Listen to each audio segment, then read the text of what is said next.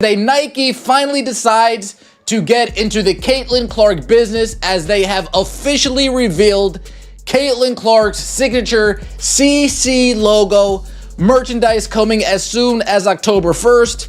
And there is an Easter egg in the commercial dropped by Nike that could give us an idea when her signature. Just 2 minutes ago, the basketball world erupted.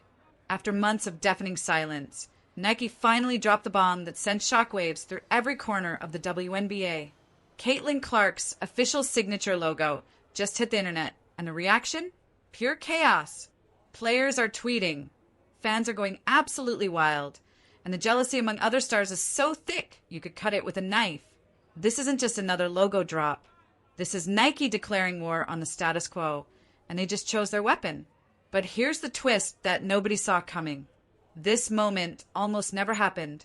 For 7 agonizing months, Nike left their golden girl hanging in. Happened a few minutes ago, and it was a long time in the waiting. Many fans were wondering where Nike has been with any Caitlin Clark merchandise whatsoever. Silence.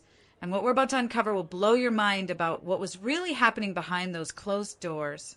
When Nike signed Caitlin Clark back in April 2024, the basketball universe held its breath. This was the rookie who shattered every NCAA record in existence, the player who single-handedly transformed women's college basketball from a niche sport into appointment television. Fans were ready to empty their wallets. The hype machine was primed and loaded. And then absolutely nothing. Radio silence. Tumbleweeds. It was like Nike took their biggest signing and buried it 6 feet underground. For months, fans refreshed Nike's website, hoping to find even a basic Caitlin Clark t-shirt. Social media exploded with frustrated posts asking where the merchandise was. This was the player who broke attendance records at every arena she stepped foot in, who made primetime games sell out in minutes, who had casual sports fans suddenly caring about women's basketball. Yet Nike acted like she didn't exist. No commercials, no gear drops, no activation campaigns.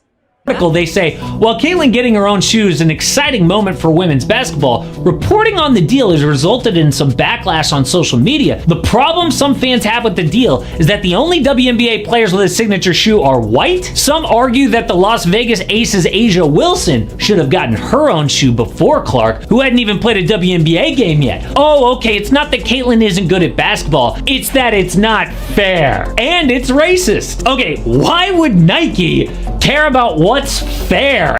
The silence became so deafening that it started feeling personal.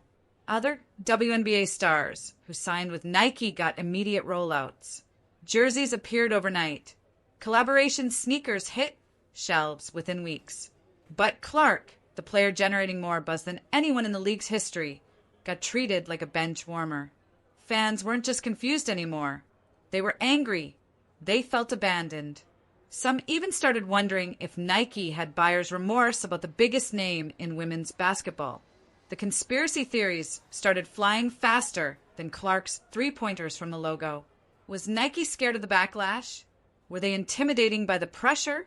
Did they not know how to handle a phenomenon this massive? The speculation reached fever pitch when reports surfaced about internal tensions.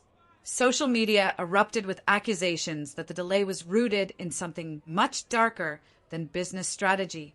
Critics pointed out Available, but it's not available just yet, but you can be notified for when it does go on sale. I can only imagine it's going to get sold out lickety. Aya Wilson, despite being a 2-time MVP and champion, never got a signature shoe deal.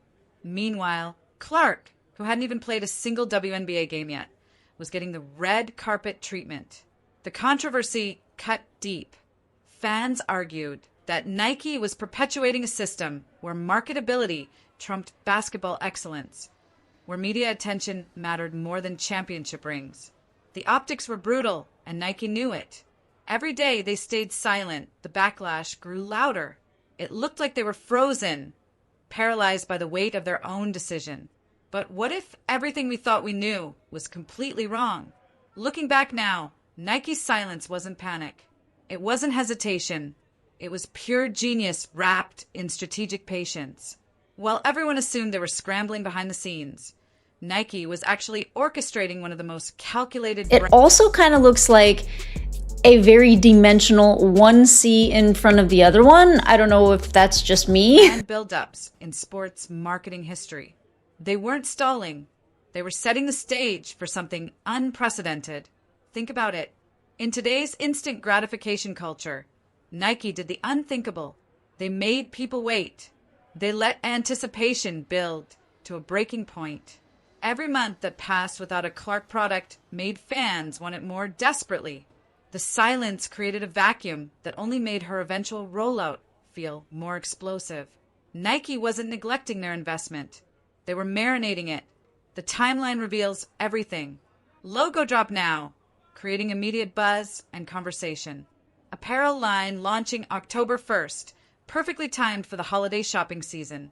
And the grand finale?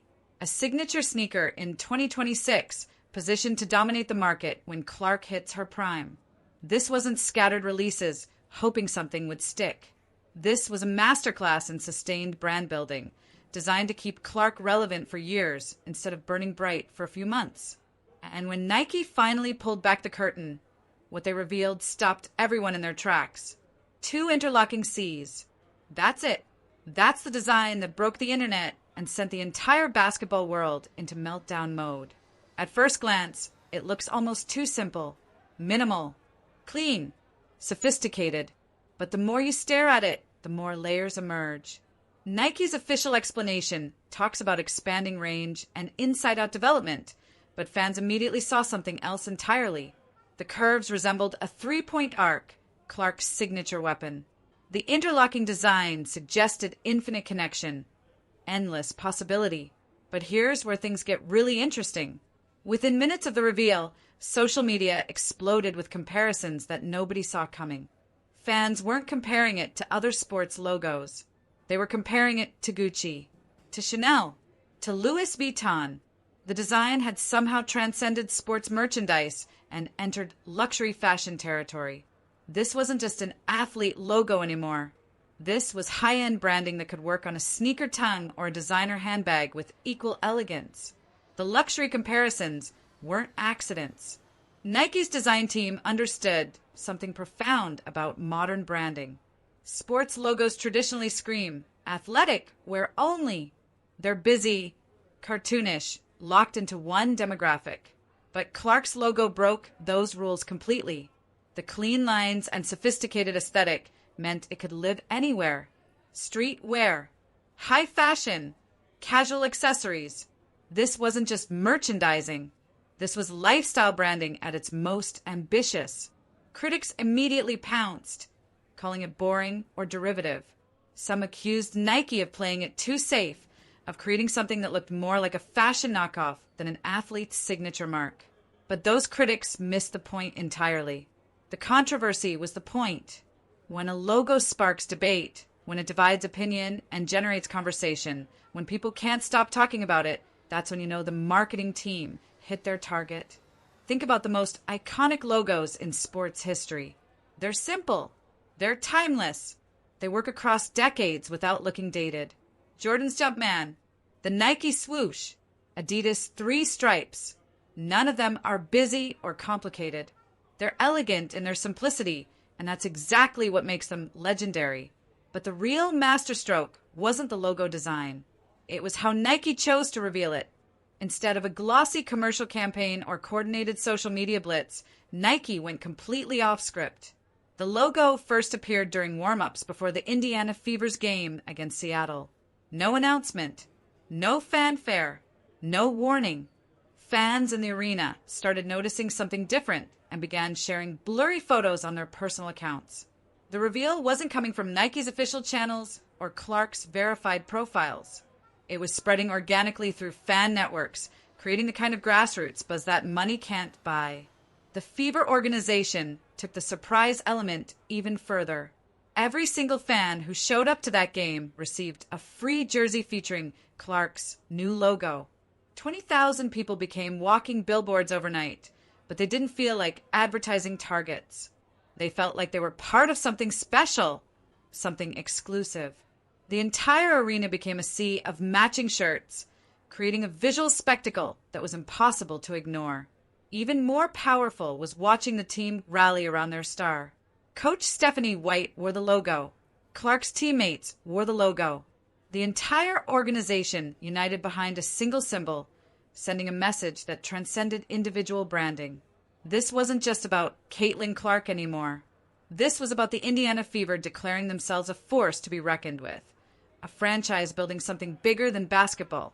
The timing of the reveal was absolutely perfect. Social media was already buzzing because Taylor Swift had made headlines earlier that day. Instead of getting lost in the noise, Clark's logo drop created a perfect storm of internet attention. Fans started joking that Clark and Swift had broken the internet together, with both dominating trending topics simultaneously. The convergence of pop culture and sports created a viral moment that reached far beyond typical basketball audiences. The immediate reaction was everything Nike could have hoped for and more. Within hours, the soft cotton logo tee was available for pre-order, with fans already predicting it would sell out instantly. Comment sections exploded with people calling the design everything from luxury-level sophistication to boring Gucci ripoff. But here's the thing about brand marketing: controversy sells. When people are passionately debating your design, when they're arguing about its meaning and merit, when they can't stop talking about it, you've already won. The logo drop also served as Nike's course correction from an earlier misstep.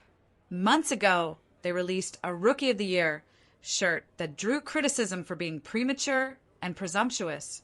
This time, they let Clark's performance speak first, then created merchandise that celebrated her established legacy rather than predicted future success.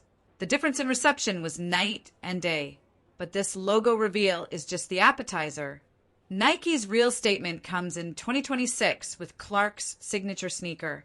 If this much excitement can be generated by a simple logo on a t-shirt, imagine the frenzy when actual shoes hit the market.